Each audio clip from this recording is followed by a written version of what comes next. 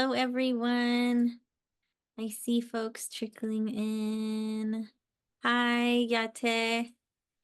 Good evening, everyone. Welcome to the very first session of Own Your Path, a virtual series brought to you by the Lindy Waters III Foundation. We are so excited to have you all here as we connect with incredible Native professionals who have carved their own unique paths to success. Whether you're tuning in from your community, your home, or even from a classroom, we're grateful to your presence today. Before we begin, we'd like to take a moment to acknowledge the Indigenous lands we're all joining on from today. We encourage everyone to introduce themselves and take a second to recognize the Native nations whose land you are on in the chat.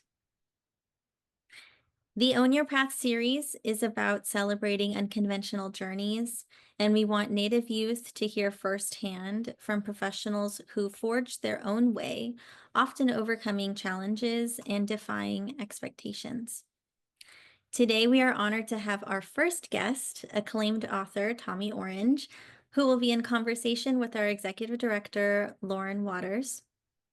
We'll hear about his path to becoming a writer, the importance of storytelling, and the impact of Native representation in literature.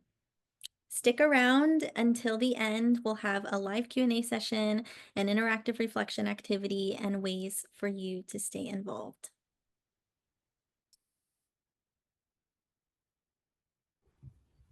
Before we get started, we wanted to share with you about our incredible speakers, Lauren and Tommy. Lauren Waters is an award-winning Cherokee and Kiowa filmmaker and the executive director of the Lindy Waters III Foundation. Named to the 2025 Forbes 30 Under 30 list, Lauren's creative work has been showcased at prestigious festivals such as the Sundance Film Festival and South by Southwest Film Festival. Through her background in filmmaking and storytelling, Lauren amplifies Indigenous voices, inspires the next generation, and is passionate about serving Native youth. Tommyorange is the New York Times best-selling author of There, which was a finalist for the Pulitzer Prize. His newest novel, Wandering Stars, long listed for the Booker Prize, was published by Alfred A. Knopf in February 2024. He was born and raised in Oakland, California, and is an enrolled member of the Cheyenne and Arapaho tribes of Oklahoma. Tommy has been faculty at the Institute of American Indian Arts in Santa Fe, New Mexico since 2017. It is our pleasure to introduce Lauren Waters and tommyorange. Hi, everyone. So Hi, excited everyone. to Thank be you. here. So excited to be talking with Tommy today too. This is whenever I first met Tommy, I was a fangirling because I love his writing and love There, Tommy, and reading his next book that just came out, and just super excited to talk to you more about it. Yeah, really happy to be here and to be working with the foundation. Thank you all for coming. I hope that the conversation will bring something to you all today.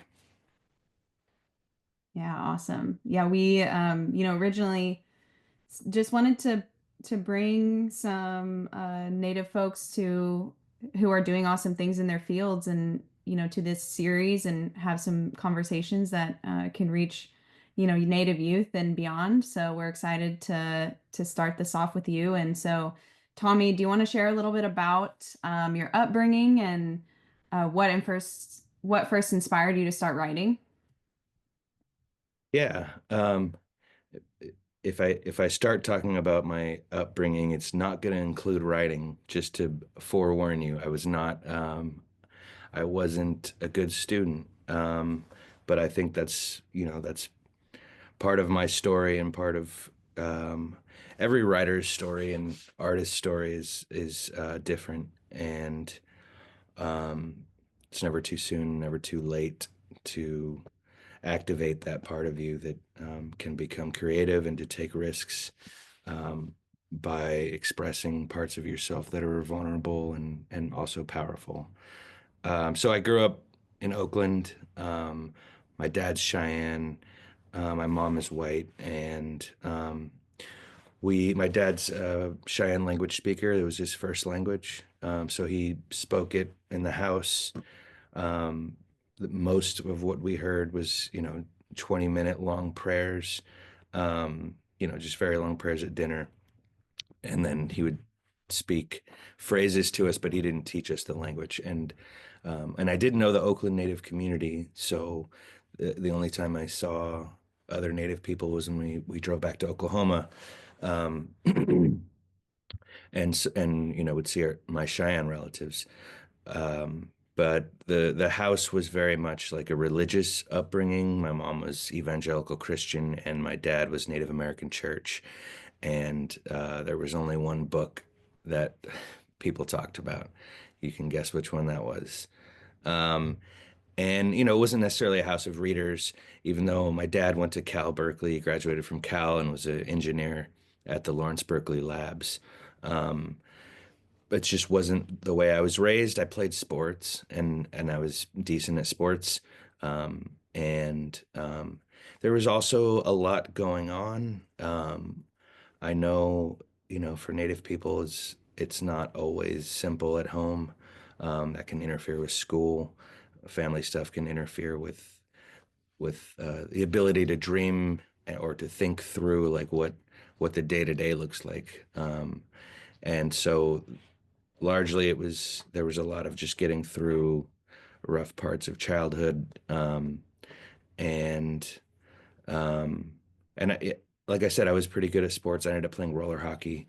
This is a very long way to answer how I come to writing, but I'm getting there. So I played roller hockey for years, and learned kind of the discipline of being an athlete, and then went to community college. I didn't do well in high school. I barely graduated, so I ended up in community college, and became a musician, after taking some classes and picking up an instrument, and went to my undergrad, to a sound engineering school, and also learned, for the first time, an artistic practice that required discipline. And so by the time I got to writing, which wasn't until after I graduated from college, I didn't really start reading or writing in a serious way until 2005, and I was like 23. Um, I got a job at a used bookstore, um, and became a reader for the first time and really started writing, and felt like I was way behind a lot of writers you hear about, like, started reading when they were 3, or just like have always known that they were storytellers, and have all this promising stuff, and then they become sort of like the faded version of themselves. And it wasn't like that for me. I felt like I lived a couple different lifetimes before realizing what I wanted to do. And so I took to writing and reading the discipline that I learned from being an athlete and then a musician, and really just for like 7 years before I ended up in an MFA program, and before I started writing I all of my free time, as much as can be expected from a 20 something year old. I wasn't like crazy disciplined, but I was serious. And I took as much time as I could to discipline myself to write as much as I could and read as much as I could. And um, so that was a very long answer to how did I become a writer, but it took a long time to figure it out. And I wasn't necessarily in school. It wasn't my teachers largely, they would say stuff like he has potential, but if he ever sort of focused, or they would say things like, that indicated I wasn't really seen.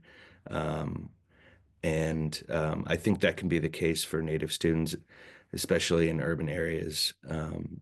Like if your tribe is around where you live, or there's other Native people in the classroom, there can be visibility. But largely, my family was one of the only families in the school, and I was one of the only kids in class most of the time.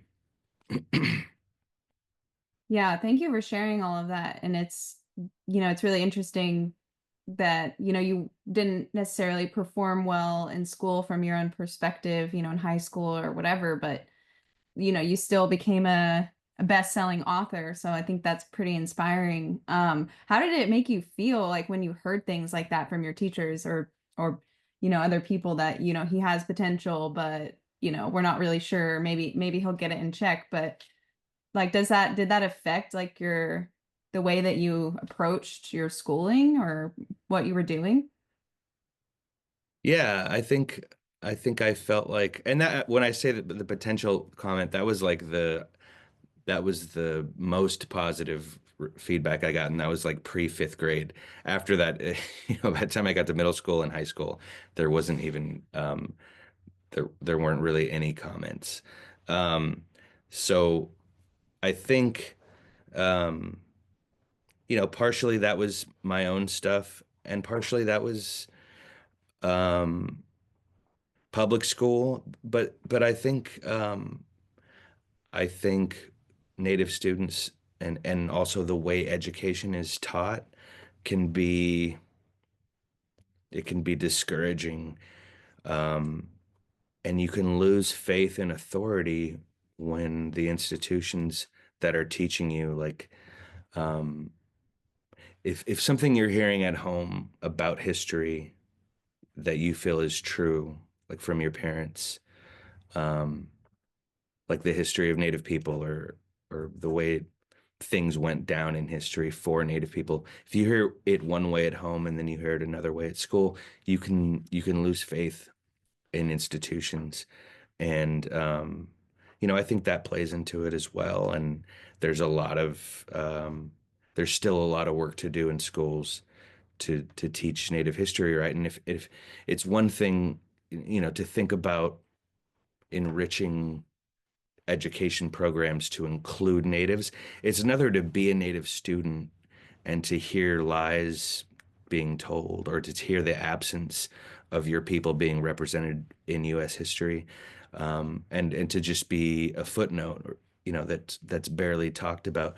To feel what that feels like as a native student is another thing. It's not just the absence of what we all know should be included in a curriculum. It's the feeling side of that, of like, wait, this stuff must not be important from their point of view, and that really does something, I think, to a student. Yeah, I definitely agree. And it's interesting to think about like how, like I mentioned, comments or things that people said or didn't say, or what we do and don't learn about can affect the way that we see ourselves and our own path. And so, many young creatives struggle with self-doubt and imposter syndrome. I struggle with imposter syndrome of like, do I really belong here in these spaces? Like, am I doing the right thing? So I'm kind of curious, is there anything that you do in particular that helps with that if you struggle with that? Or in the past, like, has there been any tools that you've used to kind of get you through like those tough moments of self-doubt? Yeah, I think in any artistic practice, and maybe any discipline, you have the doubt. And one of the things that I do, because you have to like sort of gather the tools that will work for you, and everyone sort of needs different tools, um, is understanding that doubt is a part of one of the essential tools that you have to make good art. Like it is the same thing working when you're making a better sentence. Is a part of you that's like, is this good enough? What, how could this be better? That itself is the same edge of doubt. It's the same part of the tool. So I think that's important. I think um, you can't trust yourself a lot of the time with judging your own work. So establishing community is really important. I went to the Institute of American Indian Arts for my MFA, and immediately found peers that I could share work with. And this became a really important tool because sometimes you really need to get somebody else's opinion, and you can't trust your own. So establishing your group of people who you trust with your work while it's still in progress can be a really useful tool to combat doubt. And like I said, there's a lot of different things sort of trick yourself because doubt is part of the tool that's going to make the work better. You're not going to get rid of it, and you're not going to be better off for it, because if you just believe it's good as it comes out, it's not going to be good. So you sort of have to learn to live with it. Yeah, that's some good advice. And you've kind of broke through the industry of, publishing and as a native author, and I'm sure that comes with a lot of its own challenges. And I'm curious, like, what are some of the biggest obstacles you've faced on this journey, and how did you overcome them? I mean, I think figuring out for any writer um, how to access publishing is difficult. Um, I tried to get published for many, many years. And before they're there, basically, I had no publications. I got like a publication in, I think, a Yellow Medicine Review, which for all for those of you who know it, I don't think it's around anymore, but it was a native magazine, maybe out of ASU. I'm not sure. There was another one called Red Ink. Anyway, we haven't had that many. Chapter House has one right now that the Institute of American Indian Arts is running, and that can be a really good way to start submitting pieces.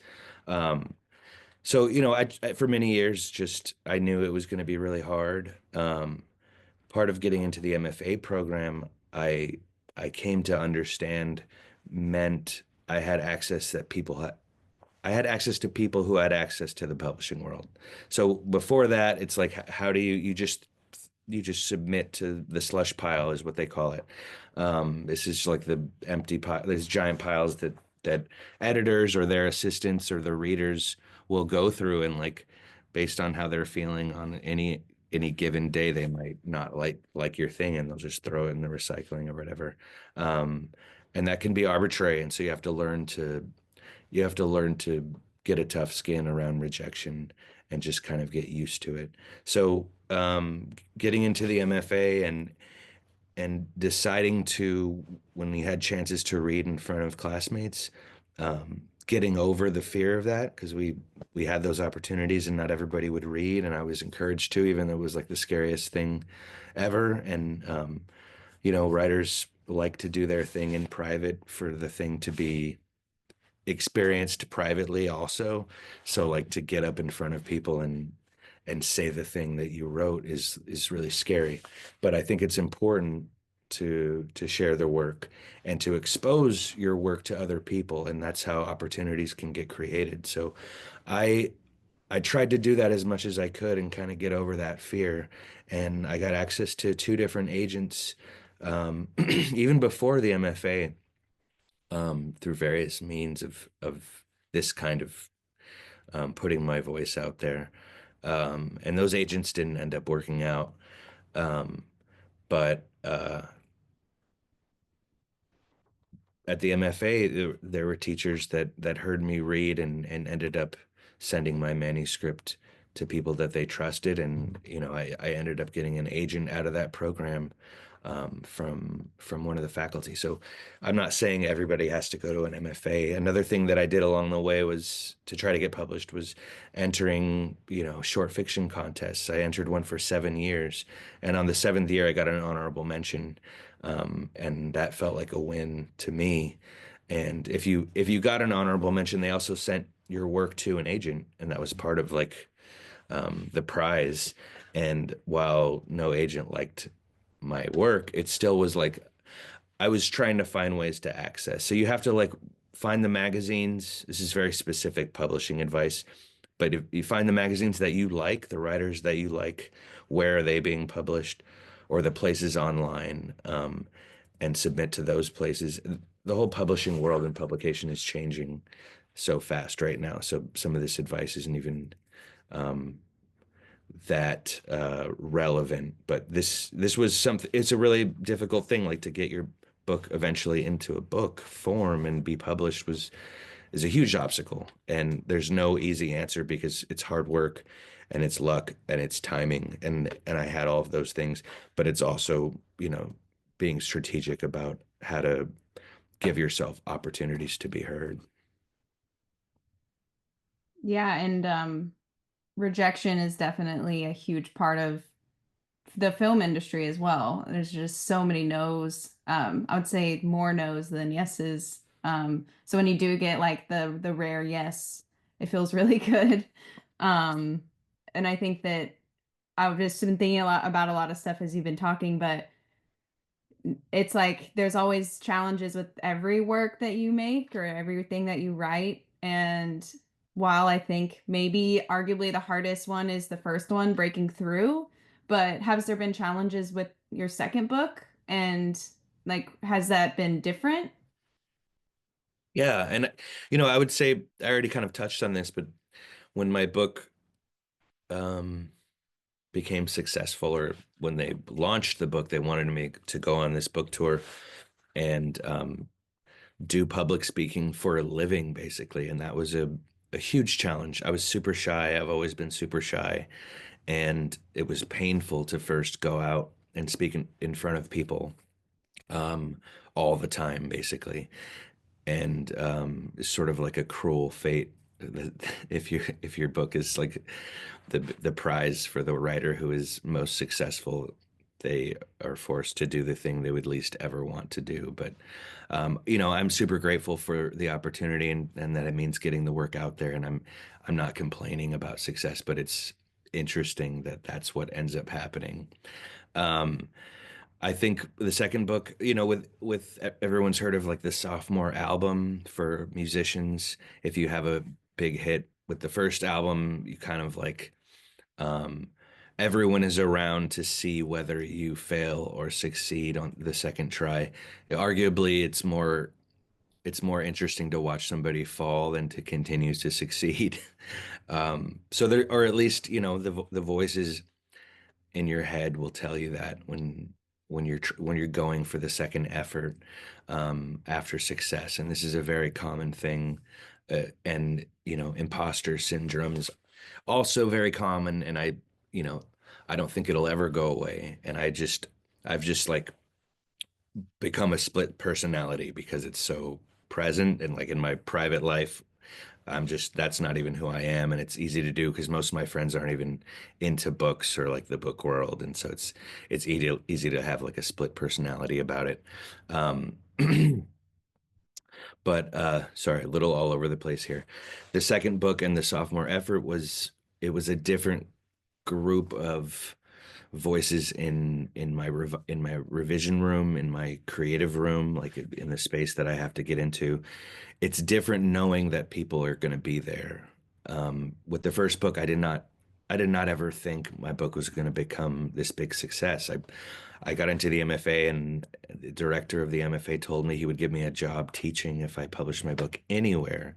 And so, like, my biggest dream was to convince a university press to publish it, and then the director would have to give me a job. And I just wanted to kind of live and breathe writing and books, and that seemed like a really cool job to have. Um, so there was no audience. There was like my peers at my MFA. They would read my work. My teachers.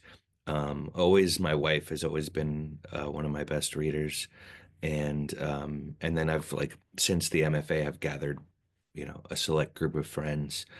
Um, but the audience, the sort of capital A audience of like readers or capital R readers that is created when you have a book that becomes a New York Times bestseller, is like it was a whole different thing. And um, the Wandering Stars, the second book, took 6 years to write, and that is part of why I also had never written historical fiction.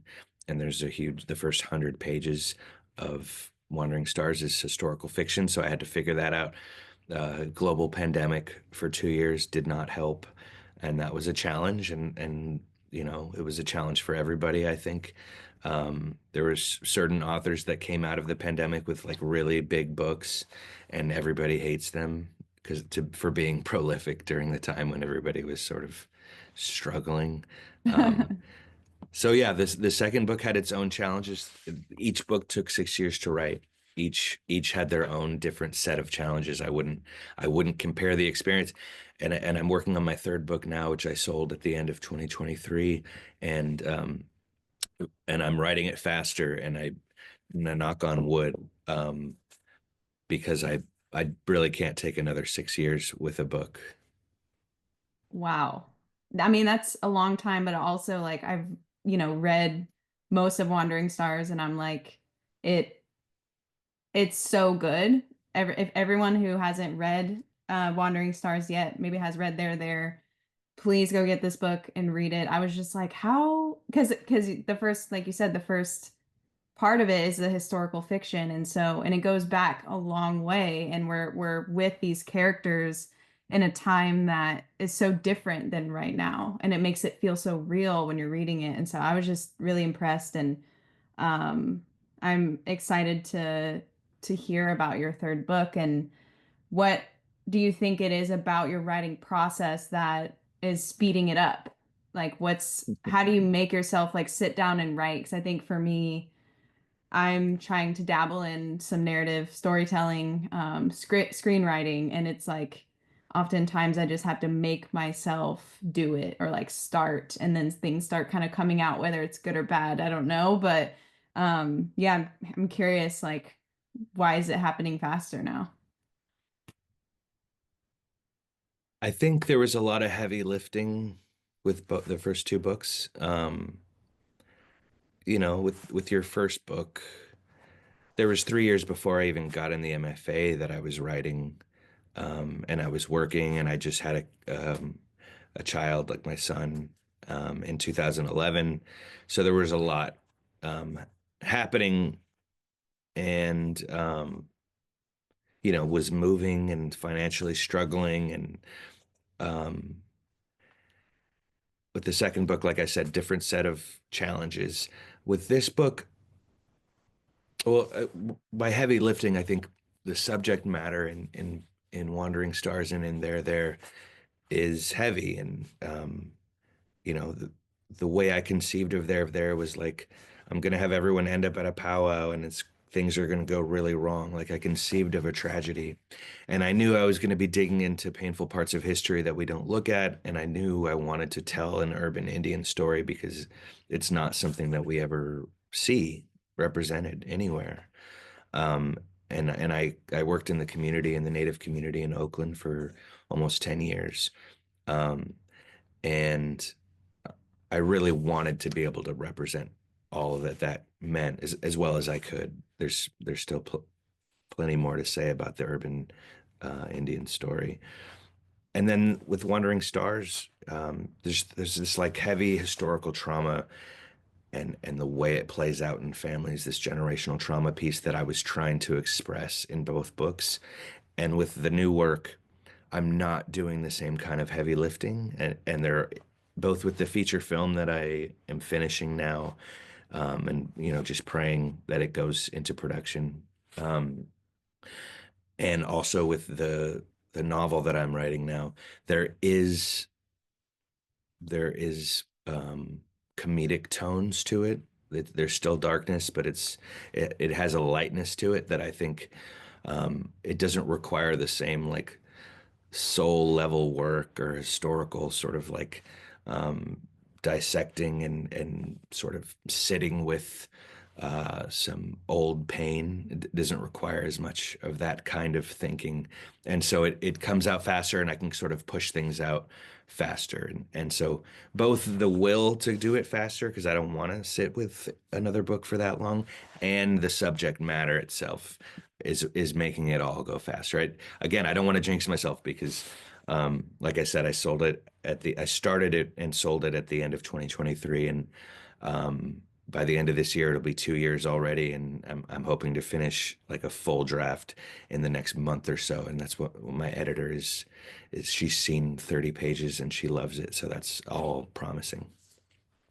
That's awesome. And you kind of mentioned a little bit about a feature film, and I was wanting to ask you about, that I heard that you're dabbling in filmmaking and screenwriting, and I'm just kind of curious what you've done to this point, like with There and Wandering Stars, how you see that translating on the screen, either with those specific projects or just like your skills in general. How has that been for you? And I would love to see a Tommy Orange film. I mean, that would be incredible.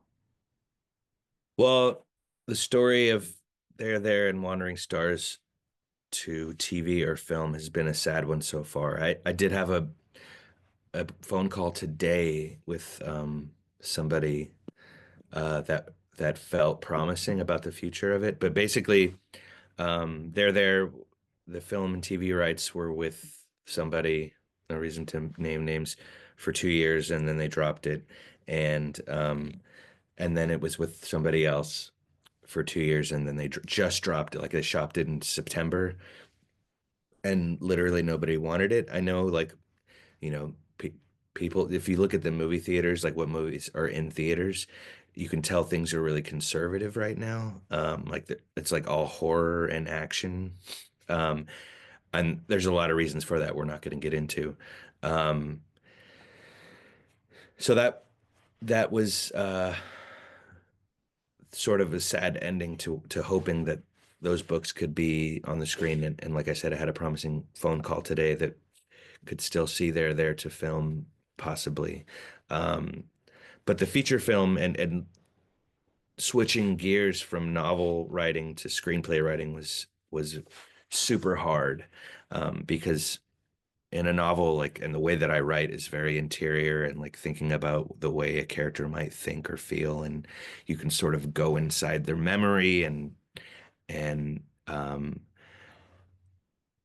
you can do things that just it's the antithesis of screenwriting. Like screenwriting's like the scene, and you only have dialogue and description of scene and the actions, speaking the motivations. And so I'm like 5 drafts in and 4 years into this feature screenplay that I'm praying will go into production. And it was a lot of that was a learning curve, and it's always you sort of always drag your feet to the screen or to whatever your discipline is. That's why it's a discipline, is because you have to like keep making yourself do it, because you know that the outcome is going to be a good thing, and you know that you love it, and you devote yourself um to what it is and to making yourself do it, because ultimately you know what you put in is something that you're also getting out. Um, so I don't know what the future has in store for there for screen, but it's possible that the feature film goes into production this year, and that just will mean something could be here Yeah, sooner wow. than later. That's so cool. And I think that, you know, even if it's not exactly there, maybe there'll be, certain stories or inspirations that come from that make it into future works, in a movie form. But also, I was thinking about like Squid Games, the huge like TV show on Netflix. He was trying to get that made for like 10 plus years, and nobody wanted to make it. And then whenever it finally got made, it was super successful and everybody loved it. So I think we're kind of just in that space right now where, especially in the film industry, where, like you were saying, people are, they're being really conservative on what projects are being made. Um, but I have hope. I believe in good stories, so that's really exciting. And this is kind of a general question and a hard one to answer for me sometimes, and it can change by the day, I'm sure. But what's some advice you'd give to Native youth who want to pursue storytelling, whether it's writing or film or other creative outlets? What advice would you give them? I think it's the most exciting time in our history of as Native people, to be telling our stories. And I'll tell you why. You know, it's hard to say that statement in our current political climate and what that could mean for Native people. And I don't mean to play that part down, but there are more Native books being published right now, and more TV and films being made by us, where we're, in the writing rooms and we have the cameras and we're in charge of the story. There is more happening right now than ever has before. And we are 574 federally recognized tribes and 400 plus that aren't federally recognized for complicated reasons. And what that means is we have so much diversity that people don't know about. And not only is there more opportunity than ever, we need people to understand our diversity. And telling your own story is actually what is most needed right now, your specific story. Um, and we each have a very specific story to tell, and that is where your strength is. There's a really weird trick to specificity, in that specificity is the key to universality. So if you can tell your own story in the most specifically you way that you can, it's going to be more accessible to more people. It's a weird thing. It doesn't seem to make sense. It seems like you're going to be like saying something super private that no one should ever hear, but it actually cracks some kind of logic code. And um, and I think it's because it's related to vulnerability and to sharing parts of your humanity that we're all connected to. And so, Native people, um, we have been given one or two stories that everyone has adapted into the American imagination historically, and we have the opportunity now to show people how big we are. And I think it's a time to be excited, as much as I want to measure that with what's going on politically and how many challenges we also have. But great art does not exist in comfort.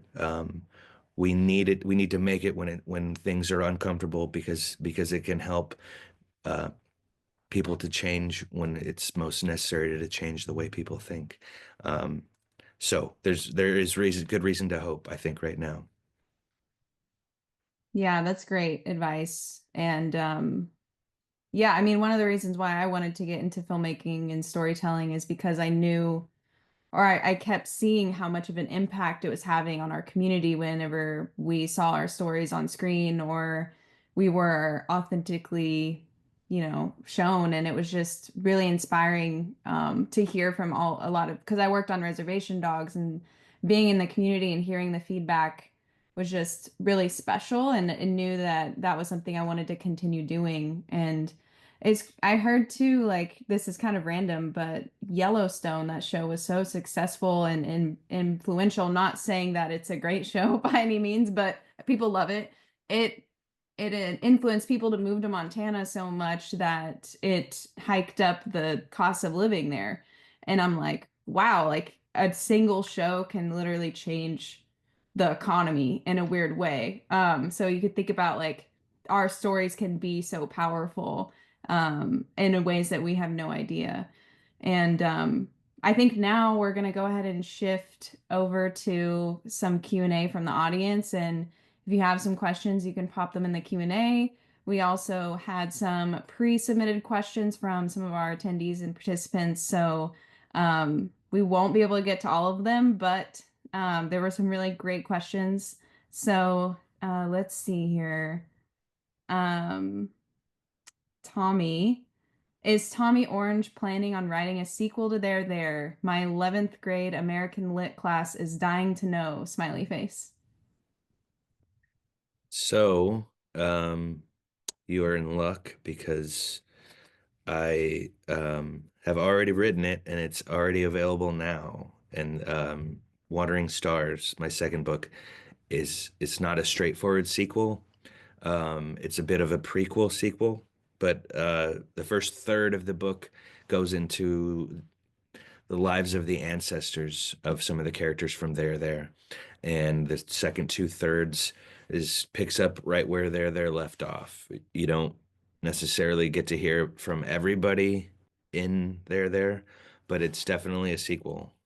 So you can get that from your library or local bookstore or wherever you get your books Yeah. immediately. Like I if said, you're a that teacher, if you're a teacher, and you're teaching my book, um, in the chat, give me your address and as a special one-time offer. Um, I will send you a classroom full of wandering stars. wow, that's insane. That's a very special one-time offer. Um, that's so great, Tommy. I love that. I was just gonna vouch for your book. It's so good. Everyone should read it. Um, I love this question. Okay, well, we'll move to the next question. Was there ever a time where you struggled to connect to or find community? How did you go about overcoming that, if so? And I think this is an interesting question because the more that I've learned about the Bay Area and how interesting the Native community is there, it's so strong and also so different from somewhere like Oklahoma, for example. But yeah, I'm kind of curious if you ever did struggle to connect to and find community. Yeah, and I think part of why it would feel different, even though, as you could tell, there is a Bay Area Native presence and community. Um, when you're when you have your tribe as sort of a locally available thing, and that's the community space, and you're all connected by tribe, that's its own kind of belonging. Um, I think there's a little bit more of trust that has to be established and built in intertribal communities. I can't speak for everybody, but I would guess that urban intertribal communities, all of which began like with relocation in the 50s and 60s, and have, um, I think there's a lot of difficulties with trust and figuring out your people, and so because I wasn't raised in the Native community in Oakland, and my community was going back to Oklahoma, it took me a while to, I think, become a part of the community here, and that was part of the community accepting and trusting me. And what that took was me just continuing to show up. Um, it's not just like you decide you want to be a part of a community and then they say yes or no. It's like you becoming a part of it is like an active process. And so, I worked for a nonprofit in behavioral health, and I was on a powwow committee, and I would go to all these events, and I learned about all these families, and you become a familiar face. So I remember there was like a breaking point or a breakthrough point. We were doing like a community class where we would watch documentaries, and then we would talk about them afterward. They were all native themed documentaries, and it turned into like this support group, and everyone started talking about how sad they were at never being represented, or only being represented in the context of Pilgrims Indians or Cowboys Indians. And I think we were watching Real Injun, the documentary about Native representation in film, the REELINJUN, I think. Um, and there was like a real vulnerability and trust moment that got created in that group. And I'm still friends with some of those people now, where we were all like, as different as our backgrounds might be, and maybe we're not from the same tribe, and maybe you're from two different tribes, who historically our tribes maybe even didn't get along. But look at how much the same we are, and so I think it may require different levels of trust and establishing what the community all looks like. But in the end, Native people, I think, have a lot in common to build community around. Yeah, I think that it's always something that I think is really important for us to have, and is also can be some of the most challenging things to figure out, how you fit in and what it means to you. And it looks different for everybody. And as I've gotten older, I've learned more about what's important for me in community and my place in it. And I think for any young people that might be struggling with that or trying to find it or connect, I think some of it just takes time and effort. But I think that everyone hopefully will like find their place eventually and there's some really great community, Native community that is supportive of what, young people are doing. And that's why we're here, Lindy Waters III Foundation. We really want to provide access and opportunities for folks. And this is a great opportunity for people to connect with each other. So we're excited to continue this. And let's see, we'll go on to the next question here.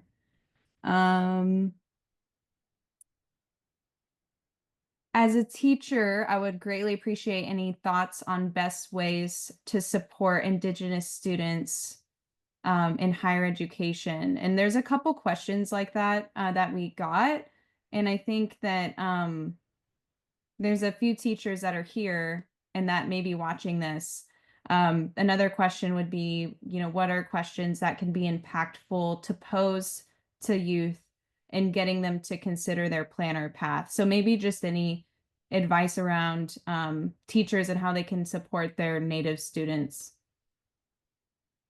Yeah, I think I sort of already touched on, not trusting institutions because learning very early on that not everything that they teach is true, and sometimes it's wrong in harmful ways. But I think as teachers, identifying Native students and getting them the right books and showing them if they aren't if you know that they in their life are not exposed to them, showing them role models um, in positions that they could get to. Um, I don't know what that looks like. It can be through YouTube interviews, or there are lots of Native leaders out there that sometimes you just have to be shown that there's a possibility, there's a way for you, and sometimes just showing young Native people who have made it to this or that position. It doesn't mean Native celebrity. It could be there's a lot of different paths for Native people in a lot of different fields, and I think sometimes representation is a huge part of Native people not seeing themselves through to success. When you don't see yourself anywhere represented, I think that does something really damaging, and it's not something that you're going to see a data set about, but I think every Native person knows what the absence of having a model feels like, and not everybody can have amazing parents who were successful, or some amazing aunt or uncle who can show them the way. And sometimes when it's not in your family, you need somebody to show you the models because they're not right in front of us. They're not on TV. They're not doing the Super Bowl halftime show. They're not in a lot of places that other people take for granted, are right there to help us dream. And so showing young people that they are out there. It's just you have to do a little more digging and help them see it. Yeah, I think a big part of this too is fear, unfortunately, like being in, I'm just thinking about like my path in the film industry and how I never saw people who looked like me in movies that I was watching growing up. I really actually wasn't that interested in cinema. I was more of a reader and was focused on homework. But I think that when you think about our paths and how we, getting into publishing, or like how do you even navigate the film industry, like there's a lot of, unfortunately, like fear involved. But I think it's like being brave enough to take that next step and following your intuition and knowing that um, you'll find your way. You'll own your path. If you continue to surround yourself with resources and people that support you, and trying to make the right decisions for yourself. I think that that's really important as we, continue to navigate these uncharted waters, I guess, for an Indigenous people. But now, there are role models that we can look to, and that's really exciting. It's a little bit, different, especially with media these days and social media. Um, one of the questions that came in was, what do you hope young Native readers take away from this book? I'm assuming that's there, but I guess we could speak generally too, like just your writing in general. What do you hope people take away from it? Um, a part of it was a part of what I think with fiction, you're trying to render a reality that you see as real. So part of it is just representing a reality that I didn't see existing anywhere else, and wanting to be true to the reality that you experience. So like, knowing the Native community in Oakland, and then telling this story about it, and just showing other people what that's like, and even showing, Native people who are from here and know the community, telling them a story that is familiar. I think as a fiction writer, um, ironically, your job is to make the reader feel that all of it is real. It's just like the suspension of disbelief. It's true for filmmakers or who are making dramas, or, a lot of art is based on forgetting the reality of the present moment, and letting yourself be transported by the piece of art. Um, and so I think I don't always write a book thinking I want this or that message as something that's like cohesive and whole. That being said, I think your own philosophy and your own feelings and worldview, it comes out. It'll all kind of come out. And while there ends in tragedy, and there are bleak aspects of the realities in it, I did try to infuse it with hope, and I did try to devote myself through the craft of writing to make something that is maybe harder to look at, to make it beautiful with language where I could, and to try to honor experience by making what is complex understandable through language, um, about this story and about these people. So that's sort of the inner workings of what I was trying to do, rather than like a cohesive message.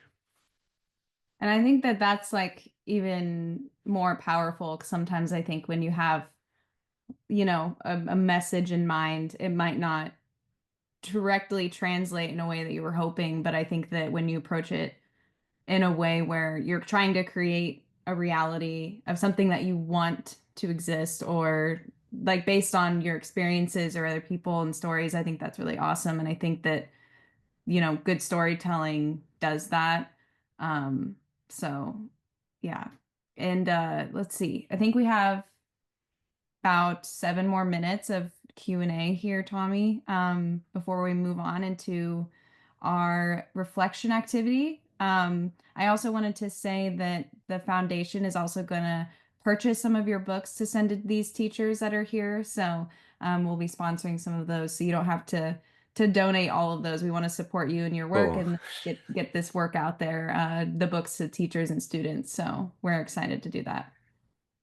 yeah, I hope I didn't bite off more than I could chew, and there's like hundreds of teachers in the room. We'll help you out for sure. Um, let's see. This one's kind of a long one, but I often think in terms of the invisible student and wonder your thoughts as to what are a few things you can envision having heard or have illustrated to you at your school life that would have given you visibility. I also love the approach of be in charge of your own story, and would like to hear some questions you can think of asking our students that would inspire them to engage in their own story as they fashion their path goals. So it's a two-part question. Um, what are some things in school life that would have given you visibility? And then what are some questions that could inspire students to engage in their own story? Well, um, there's a lot of really amazing books right now that are available to give to students. And if those books would have been available to me, I think I would have become a reader earlier on and a writer earlier on, and probably would have figured some stuff out earlier on. Um, and that would have been helpful. The only Native book I was given, I think I was in the fourth or fifth grade, was The Education of Little Tree by Forrest Carter. And for those of you who don't know, that book, even though it says probably still in the book that it was written by a Cherokee writer, it was written by a white supremacist former KKK member, Earl Asa Carter. This is fact. This isn't like a conspiracy theory. This guy is one of the most infamous pretendians out there. He was a speechwriter for George Wallace, and he wrote the line, segregation now, segregation tomorrow, segregation forever. Disappeared and reappeared in the public eye. When he reappeared, all of a sudden he was Cherokee, and he wrote this book that was beloved for years. Oprah had it in her book club. By the time I was in school, everyone knew the truth about who he really was and how he wasn't Cherokee, but they still preferred this like native story that is kind of like nice about a young kid who learns it from his Cherokee grandparents, the wisdom of Cherokees, even though it was all made up by the guy. Um, Long tangent, but I'm just sort of in that world because my next book includes aspects of this book. Um, there's tons of books where kids can be seen in books, and the work that does is, it cannot be overstated how important it is to be reading books in institutions and in schools, and to see your own story reflected in the work. It cannot be overstated how important and powerful that can be.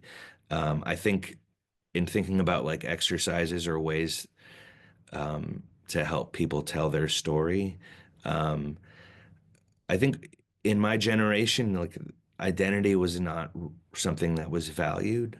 Um, and I think now it's something, and part of the curriculum that I see being taught around there is like looking at the ways that I talk about identity in the book and thinking about ways that people's identities are complex. Now, most people's, regardless of if you're 100% from the same tribe and grew up in Oklahoma, the internet and modern life has made us all weird and different.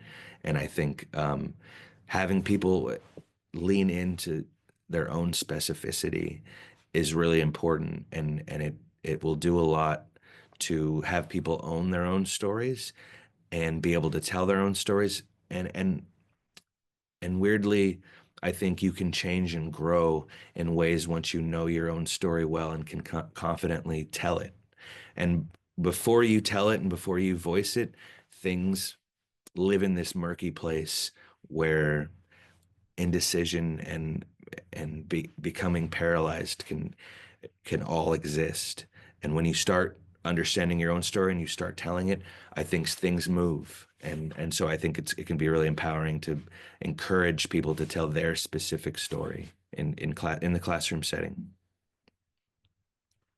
I'm just stuck on, why is it always Cherokees? Why do we always get pegged?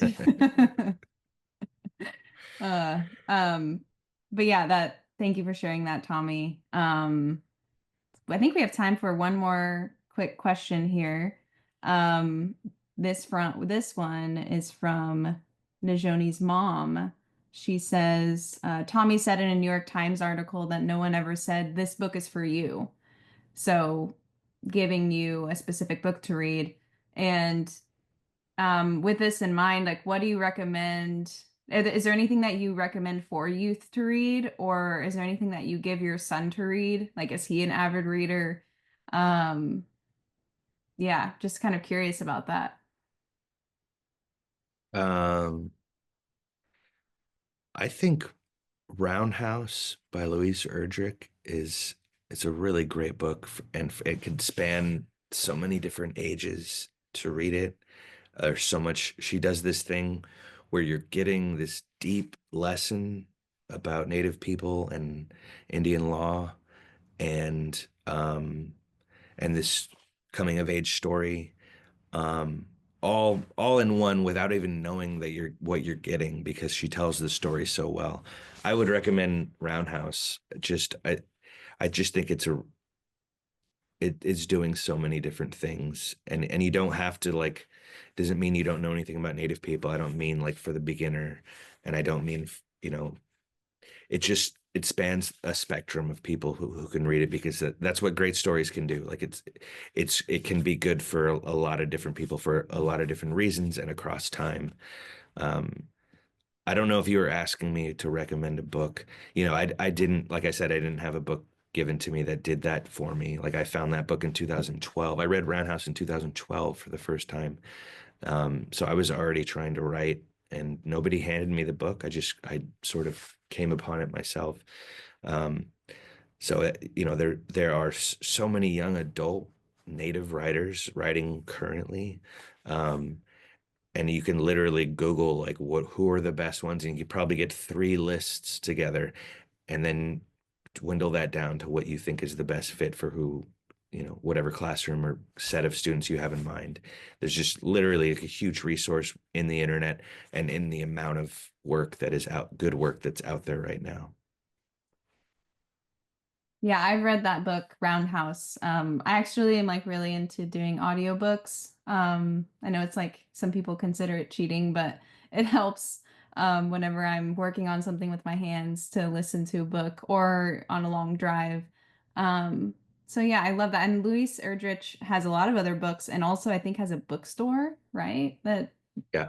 she sells books, so that's pretty cool. I And think just to agree with you, the haters of audiobooks, I don't agree with them that it's not reading or that it's cheating. I think there's a lot of students that if you show them that audiobooks are a way in, I think it's a really good way to introduce some students who are better listeners than they are like with their eyes on the page. So I think it's an amazing time for audiobooks right now as well. It's a huge access points out there. yeah, and I've also found a way to like I got a library card from my local library, and I forget what app it is right now at the top of my head, but I was able to get an app and use my library card and get free audiobooks on my phone. So you like don't have to Yeah. pay. And that kind of accessibility is amazing. Not everything is available all the time that you want to listen to on audiobook, but still you can put on the wait list and oh yeah, Libby. People are saying Libby or Hoopla. Do you use any of that, Tommy? I've used Libby, and then I'm really in a struggle right now with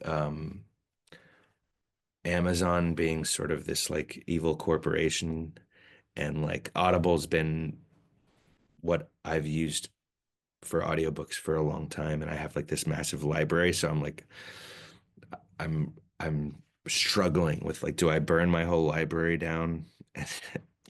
um yeah, so I'm sort of like caught right now. Don't have the answer for you. I'm sorry. Because I think we all kind of struggle with that. I mean, I use Amazon for, Amazon Prime, and it's like, who are the competitors? Where else can I get things super fast? Um, but yeah, I've heard that people have had that struggle with Audible. Um, maybe some people have suggestions in the chat for what you can do. Um, so we're gonna go into a reflection activity. We would like everybody to reflect and share with us in the chat. Um, if you had to describe your personal journey, where you've been, where you are, or where you hope to go in one sentence, what would it be? So, Najoni, do you mind putting the reflection activity in the chat? And we can read a few aloud and share with each other this reflection of thinking about our personal journey um, in one sentence. It can be a long sentence. It can be a compound sentence.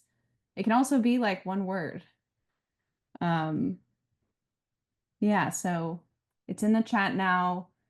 Would invite you all to take a moment, reflect. Doesn't have to be perfect, and we allow run-on sentences. Someone asked. Um, yeah, and we'll read some, share some, talk about it.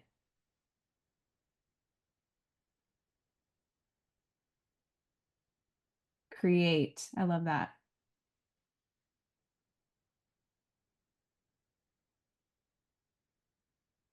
We have Najoni says, I'm a Navajo and Quechua woman who has done the college thing. at a dope college, by the way, and I hope to make a difference in my community through nonprofit work. And I think you are. Sarah says, my past does not define my future.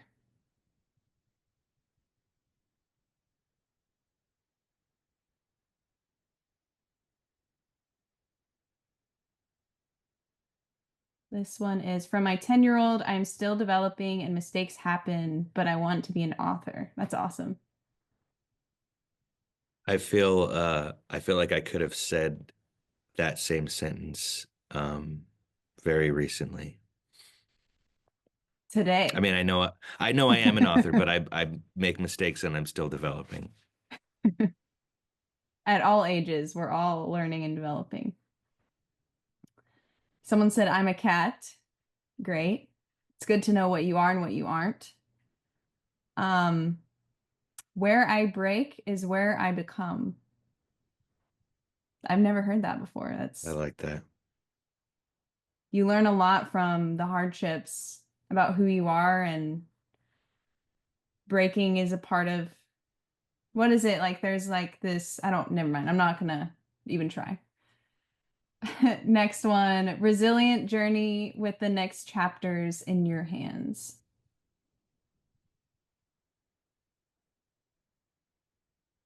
It's been rough, but the right people have walked alongside me. I love how you said, Tommy, your wife is your best reader.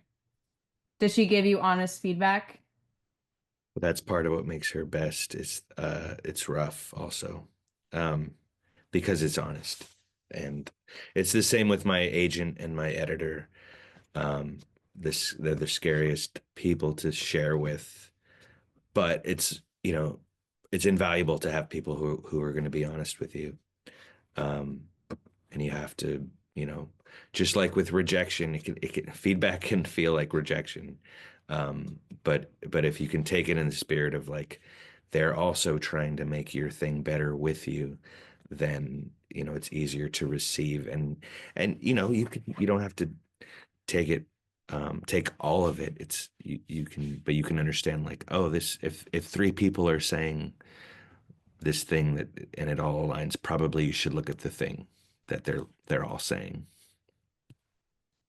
Yeah, and just knowing that, like you said before, surrounding yourself with the right people, people that you trust to give feedback, because you're not going to take all feedback, and you shouldn't, I don't think. And trying to discern like what is right for you in the story to take is important, but it's hard. I'm like scared to send out my first script. I'll send it to you, Tommy, and you can rip it apart, but I'm like and other people, it's terrifying. It's vulnerable. Yeah, and there's different phases. Like I have a close writer friend, who like for our early stuff, the purpose of the feedback is just to like keep us continuing to write. So, if you know that it's raw and what you need is somebody to say keep going, you're on the right track, then that can also be another form of feedback that you're asking for. And you can tailor your feedback. You have to know when to send to the people who are going to tell you the hard truth, and know when to send to the people who are like cheerleading you just to keep going. That's such a good point. Like tailoring feedback is something that I've learned too. It's like, hey, I'm going to send you a cut of my film, but I've already locked in these elements. Like, don't comment on structure. Like, you can comment about the music or like something like that, and being specific about what you're looking for, I think is really important. Yeah. So that you don't get your heart broken and they're like, oh, wow, you should change this and this and this. And you're like, oh, I actually can't. But thanks. Yes. Okay, I want to read a few more here. Wife, mother of 3 toddlers. Wow. Businesswoman and caregiver to my elderly mother. My hope is to build and grow spaces where my children feel safe and seen, where they had opportunities that I never had. I lead my life as a mother and educator. Ooh, I've been in the South, on the East Coast, and on the West Coast. I have been where women of color support each other and where there is love for people of color.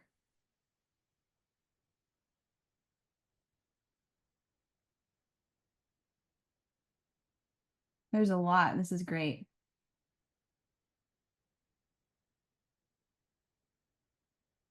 From high school dropout to a master's in education, I'm on many paths.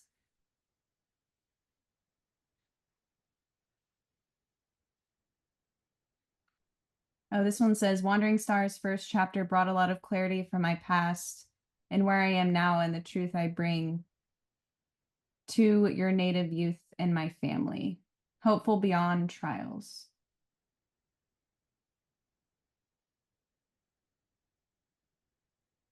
Someone says audiobooks were my bridge into reading, and now I'm working on my own stories. That's awesome.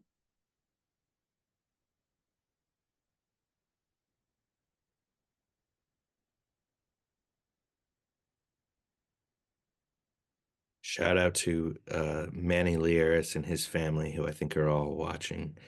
Um, Actually, Yvonne, who Manny just quoted as saying she's embracing her Yelder years.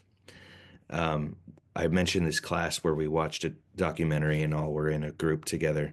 She was in that group of that discussion group after the documentary. I'm gonna send you a book, Manny. Also, I texted you. Hey, Manny. Awesome to see you. Manny's 10-year-old daughter said, I don't know, and that's okay.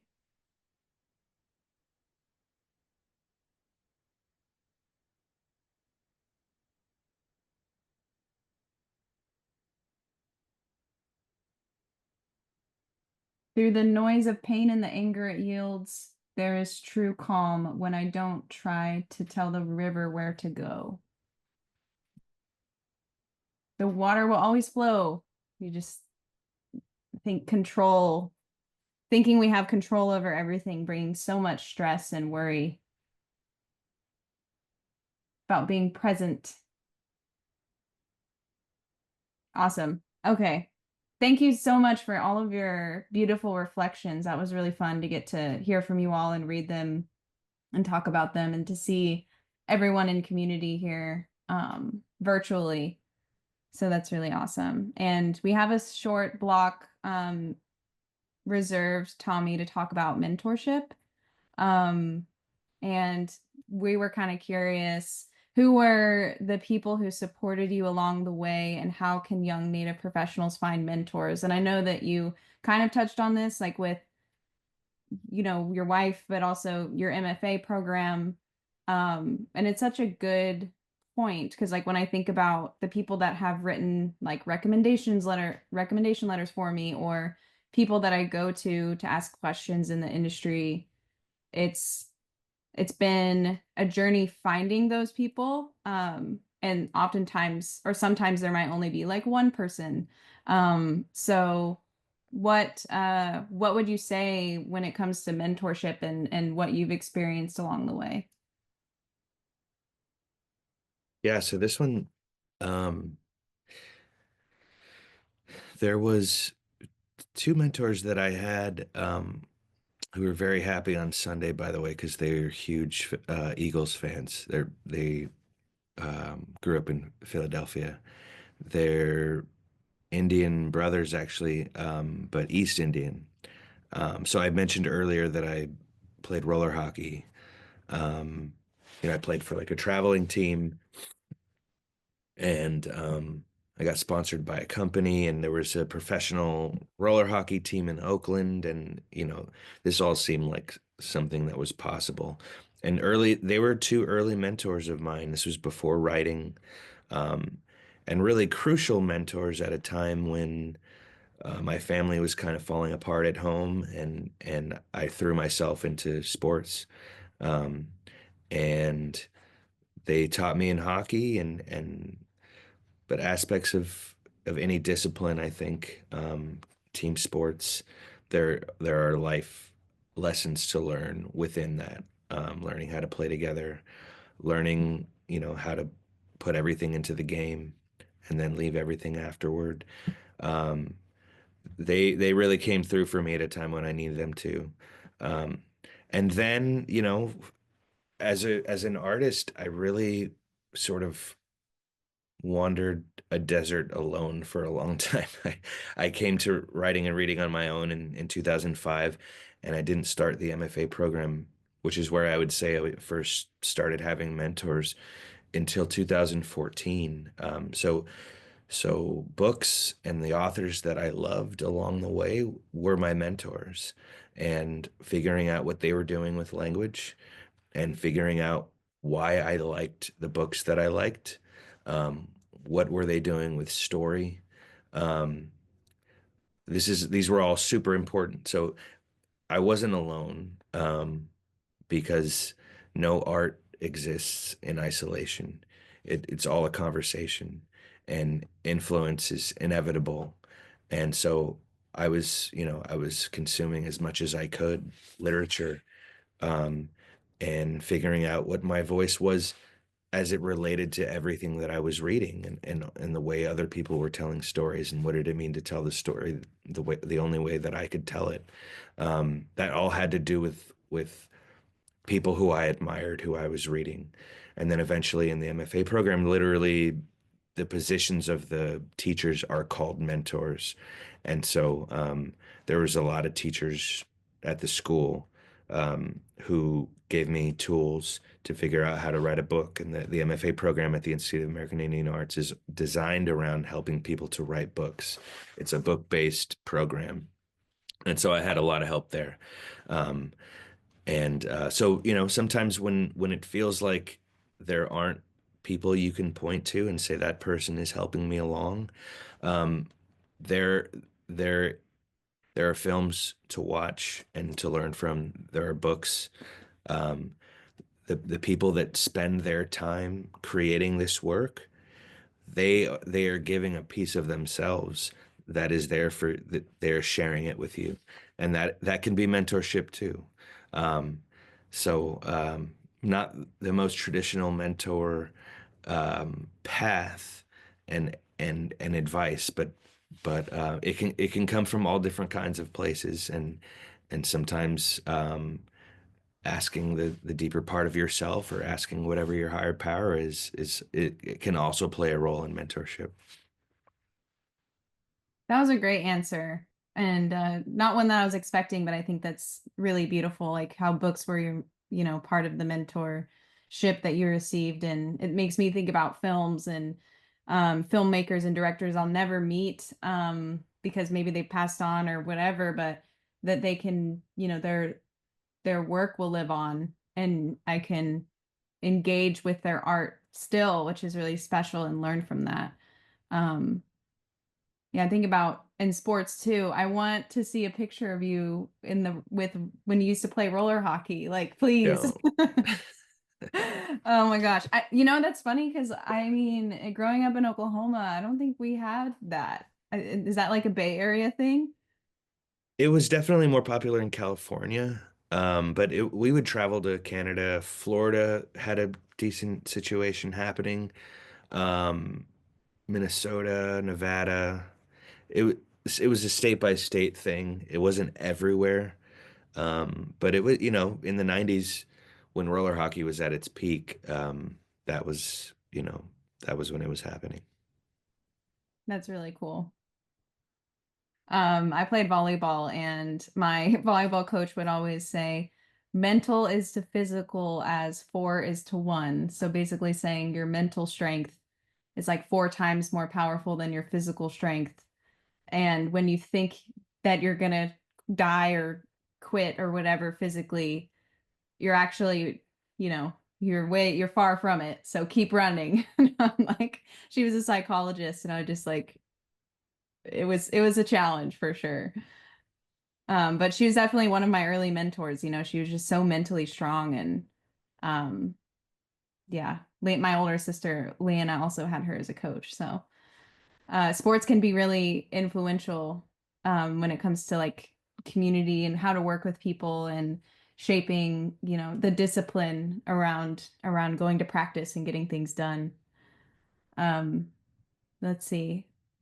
Well, I want to ask you one more question, Tommy, and this one might be, a little bit different from some of the things that we've talked about already, but I do think a few people asked, um, let me see here. Where is it at? I think it's about, as a Native author, writer, storyteller, what's your opinion on non-Native folks writing about Native issues or writing Native characters? And I can, speak to this from the filmmaking perspective or my opinion. And I'm just kind of curious, what your opinion is on that. Like, for example, missing murdered Indigenous women is what they said. And I think that you're more familiar with what, what different books out there are like from different authors, but do you have a strong opinion on that? It's tricky territory. I think it definitely can be done. Um, I think it's much easier on the film side of things and has been in the past because like you can have a team of people and then let's just take for example a very real world experience right now. So Tony Hillerman wrote a bunch of books about Navajo lives and he was a hugely popular author. And if you ask a Navajo person, I think a majority of them are not that cool with the whole thing. Najani, I don't know how you feel about Dark Winds and this whole conversation. I'm sure you have opinions. And then Tony Hillerman died, and then his daughters started doing the same thing.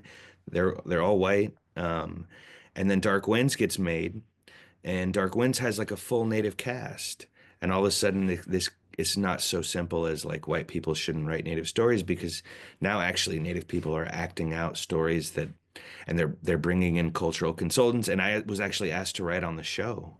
I didn't do it because it felt too uh, complicated. Um, and this was before it became a big show. This was like before I knew that it was going to become a big show.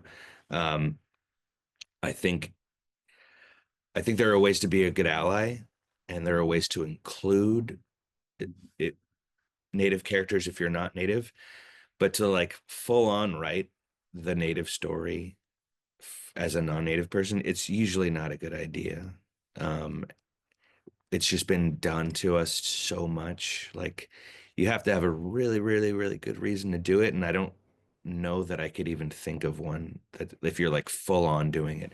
If your cast of characters includes a native life and that person is dealing with issues of missing and murdered Indigenous women, like that could make sense in a cast. Um, and especially if like you yourself know these stories or you're an ally or you're adjacent to the native world and you have things that you feel are specifically like from your angle, stuff that you could write about.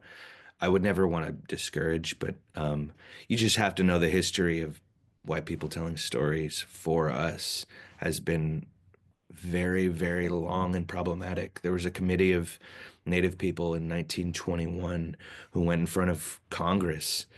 Jim Thorpe was one of them to talk about the misrepresentation of Native people in film. This is in the very early days of film existing. Like film's been around for like less than 20 years, and Native people were complaining in 1921 about them telling our stories in the wrong way. So I think it's a history that's wrought with problems, and if you're wanting to tell our stories, you just have to have some incredible reason, I think. Yeah, and I wanted to bring this up and ask it because, well, one, multiple people did, but I also just think it's a reminder that you don't need to go searching for stories that aren't necessarily yours or your direct experience. And I think, like you talked about, Tommy, some of the most powerful stories and engaging and interesting are the ones that are close to you and that you have a connection to and a direct experience with. And like for example, at Sundance this year, I had a film in the short documentary block, and like every person, every filmmaker in the block had a direct connection to the story that they were telling, and it makes it so much more powerful. And I think that the industry is going to move in a way of thinking about who's behind the camera, who's behind the pen, writing the story, and what is their personal story and why are they choosing to tell this. And I think that we can reflect on that as we think about like developing our own personal story too, is have confidence in your experience and who you are, and as you continue to develop it, it doesn't always have to be something that you're searching for outside of yourself. And I mean, I agree with everything that you said, Tommy. I think that our stories are really powerful when they come from our people, and we've seen the success with that recently, and I really am excited for that to continue. um, we are coming up on our time here. And so just want to thank everybody for joining us. Tommy, do you have any last things you want to share before we close out? No, just thank you for asking me on to do this. And thank you for all of the people who came and shared their time. You could be doing anything with your time, and you chose to spend it with us. And I appreciate that. Everybody's time is precious. So thank you. Yeah, thank you, Tommy. We really appreciate you doing the first Own Your Path session with us. Thank you to my mom, my sister, Najoni, for putting this all together. And for all the people that joined us tonight, we had a really awesome, engaging audience. And we also streamed to our Facebook, and then we recorded it as well. So you can catch this conversation afterwards on our YouTube page. And yeah, thank you to the Lindy Waters III Foundation for making this possible. We're sharing links in the chat so you can stay in touch with us in our different social media platforms. If there's anyone that you want to see on a next session of Own Your Path, feel free to let us know. We have a long list of folks that we want to ask to join us, and they're all super incredible. And I'm really excited for what's to come this year. So thank you all. Have a great night, and we hope to see you soon. Thank you. Bye.